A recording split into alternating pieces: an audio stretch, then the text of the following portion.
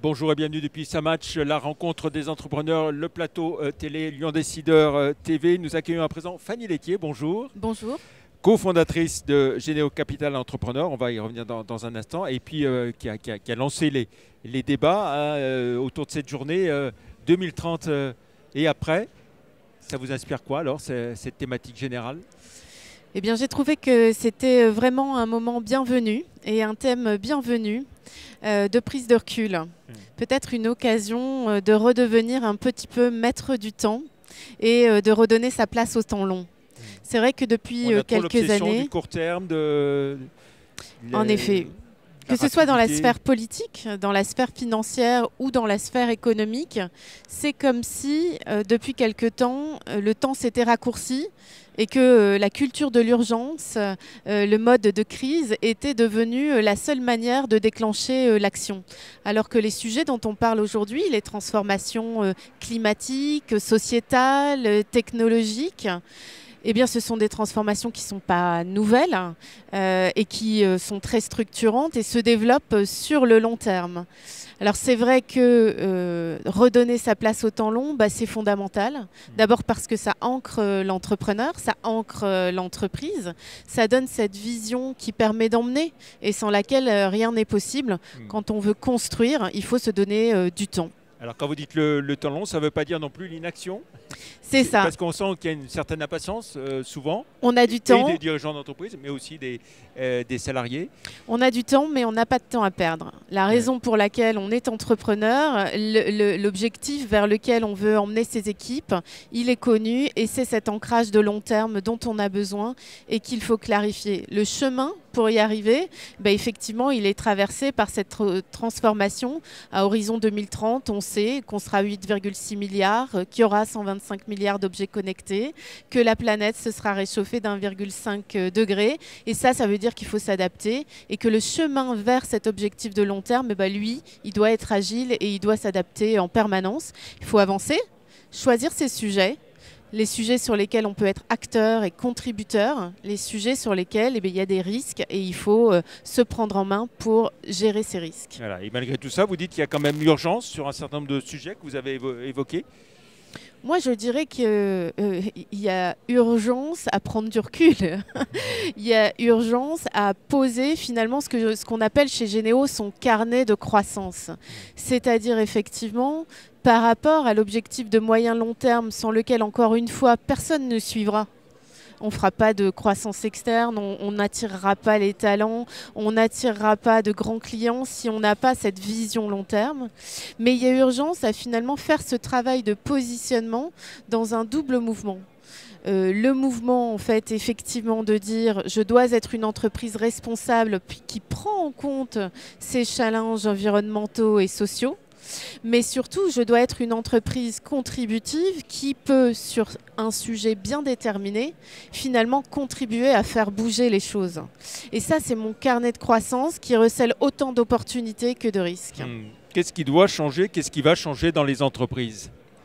Alors, je dirais que la principale chose, c'est le capital humain. Le capital humain, c'est le sang de l'entreprise, sans laquelle rien n'est possible. Et là, effectivement, en fait, on est dans une transformation profonde du monde du travail qui appelle des réponses qui sont multiples. Des changements organisationnels, du temps partagé, du freelancing. Bien sûr, encore, effectivement, des gens en CDI, mais qu'il va falloir former pour qu'ils évoluent en termes de compétences vers les nouveaux métiers, pour que l'entreprise devienne agile, innovante, capable d'être acteur du changement. Et qu'est-ce qui doit changer dans nos comportements à tous, que ce soit les dirigeants d'entreprise, les salariés Alors je dirais pas changer, mais accentuer le jeu collectif. On est dans une économie de parties prenantes. La valeur, elle se crée, mais elle se partage avec tous ceux qui y prennent part. Les salariés en premier lieu, mais aussi les clients, les fournisseurs. Il faut raisonner chaîne de valeur aujourd'hui. Il faut raisonner partenariat. Et puis, il faut aussi penser au territoire qui apportent en fait cet ancrage dont les entreprises ont besoin. Et donc chez Généo, on redonne 7% de la valeur créée au territoire dans lequel sont implantées nos entreprises et sans lesquelles elles ne pourraient pas se développer. Vous évoquiez les modifications organisationnelles qui vont intervenir. Est-ce que par exemple, le sujet de la semaine de 4 jours, c'est un bon sujet pour que les salariés soient, ce qu'explique très bien Laurent de la Clergerie dans son livre, pour qu'ils soient pleinement mobilisés. Ils le sont mieux s'ils ont un jour de plus de repos dans la semaine. Alors moi, je ne crois pas aux solutions toutes faites, parce que je pense que ce qui est valable pour une grande entreprise n'est pas valable pour une start-up, n'est encore moins valable pour une entreprise familiale. Je crois en fait au dialogue et à la gouvernance qui permet d'organiser tout ça. La gouvernance externe avec des personnes extérieures à l'entreprise qui peuvent lui donner un regard sur elle-même, puis la gouvernance interne effectivement avec des comités de direction et des instances de dialogue social qui permettent de trouver les bonnes solutions.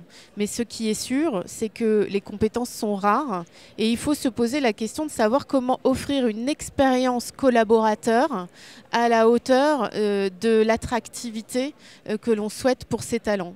Et si c'est permettre à quelqu'un de rester chez lui un jour par semaine, alors pourquoi pas, parce qu'il donnera sûrement le meilleur de lui-même pendant les 4 jours.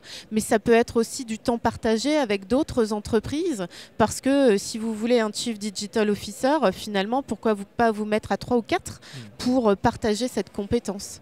Il y a beaucoup de solutions, il faut être imaginatif et faire du sur-mesure.